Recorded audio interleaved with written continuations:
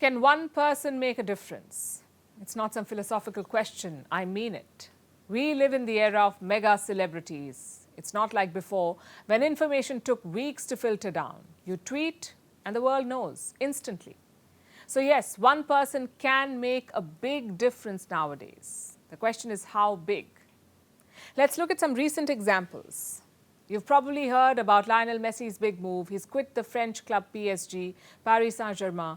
He's now going to play for Inter Miami in the United States. And this move has arguably changed American football.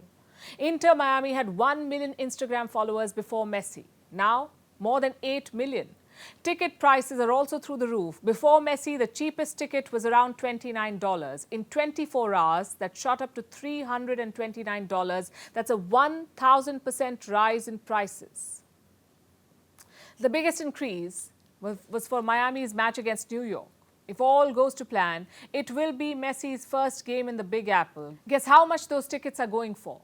More than $450. A 1,200% rise in prices.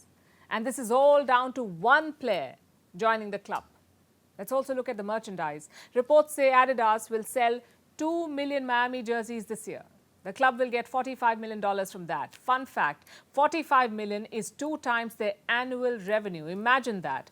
All of this is happening before Messi set foot in Miami. You can guess what will happen afterwards. But Messi is not alone. Another star is shaking the economy in Sweden. Beyoncé held a concert there in the month of May. Around 46,000 people attended the event. She's now being blamed for the country's stubborn inflation. It was 10.5% in April. In the month of May, it actually came down to 9.7%. But economists noted something strange. Food and electricity prices had fallen last month, but hotel and restaurant bills went up. The reason? Beyoncé, apparently. Hotel rates were jacked up due to the demand from concert goers. This economist has even done the math. He says Beyoncé raised the inflation by 0.2 to 0.3%. I can give you more such examples. Michael Jordan, the NBA legend, he has an exclusive deal with Nike. You may have heard about their Air Jordan line of shoes. Air Jordan sales are around $5 billion. Nike's total footwear sales around $30 billion. So 16% of the revenue comes from one athlete's brand, and that too a retired athlete. What do these examples tell you? Brand value is the most important currency today. It's not just quality that sells, it's also association with big names. And athletes know this. Just look at David Beckham, arguably one of the most famous footballers. He keeps minting money even after retirement. How does he do it? By using his brand. Qatar roped him in to endorse the 2022 FIFA World Cup. Guess how much they paid him? $177 million. Today's deals are not just about salaries and one-time payments. It's much more complicated than that. Let's stick to Beckham. Like Messi, he joined a US club in 2007. His contract had an interesting clause.